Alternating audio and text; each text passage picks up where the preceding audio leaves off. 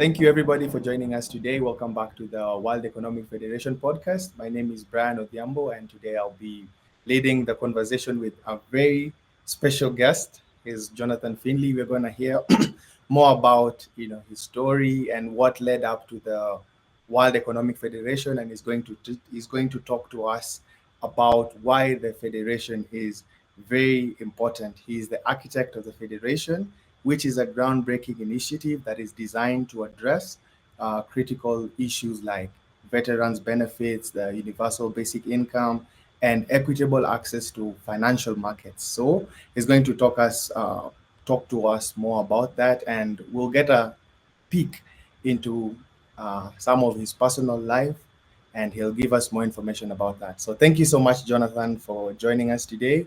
And could you kindly introduce yourself and just tell us who Jonathan is in a nutshell? Hi, my name is Jonathan Findlay. I go by John. I am the architect of the Federation these days, which is a fancy way of saying I design the economics and finance on which the Federation is built as a private equity strategy combined with social media strategy that then leverages the private equity to put it towards green energy infrastructure, which in turn creates a positive loop to repay the debt and reinvest in more green infrastructure, which eventually sells energy, displacing the fossil fuel markets, and then redistributes that revenue from the various oil oligarchs around the world who are currently disrupting our global economy and situation, and returns that value and meeting that green energy need value to the people that actually built everything versus monetary policy being used as a system of control to bring it to a system of more liberation, I guess, is kind of where I'm aiming with the architecture.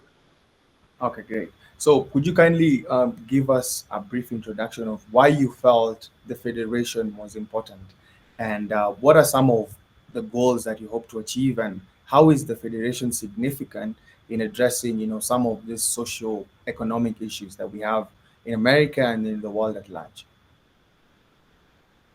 I think one of the more important things that the Federation has the potential to do is once you have that positive loop cycle of meeting energy needs, leading to more revenue, which leads to more energy needs, which leads to more revenue.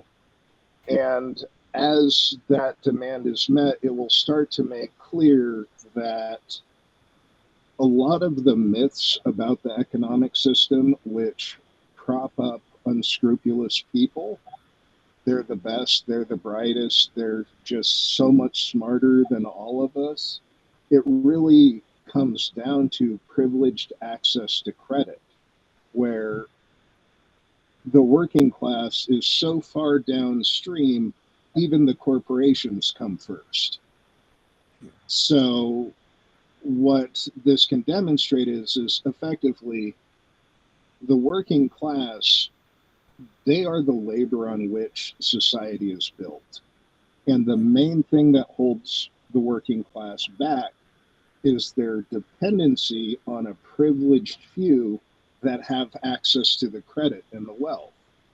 For example, if I gave you $1 billion, you would be able to invest in a business and make more money, which would beget more money, which would beget more money. Or you could just throw it on Wall Street, retire, and have it all happen anyway with zero input on your part. A lot of the billionaire class today, they don't even pay taxes beyond the low taxes that they do, because what they also have the advantage of is they just take out large loans based off of the valuation in their publicly held portfolios. And they have the ability to use that to get larger and larger of the economy. And they do that by depriving living wages of their workers and various things along those lines. And the entire narrative of our economy is, well, they take all the risk. It's like they risk money. But when they do these ventures and they cut corners, their employees risk lives. That's not the same ballpark. So, where's the risk really coming from?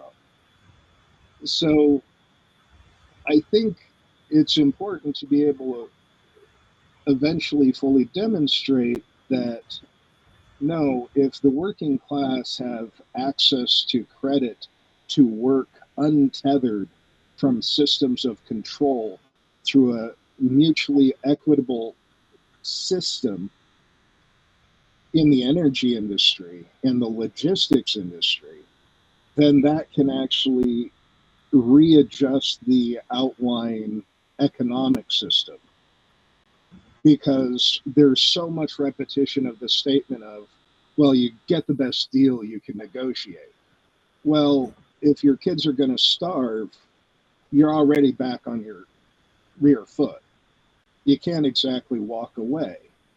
And the corporation, it doesn't care if your kids starve, so it'll fire you and replace you with someone cheaper first chance it gets. So the most powerful thing that workers have is to either not have to work for employers like that, or to be able to join a union and organize and do various things like that. But unions are dependent on supportive laws, a supportive government that works for the people, that doesn't see them as a workforce to be fed to the corporate world, be it no matter what industry, frankly.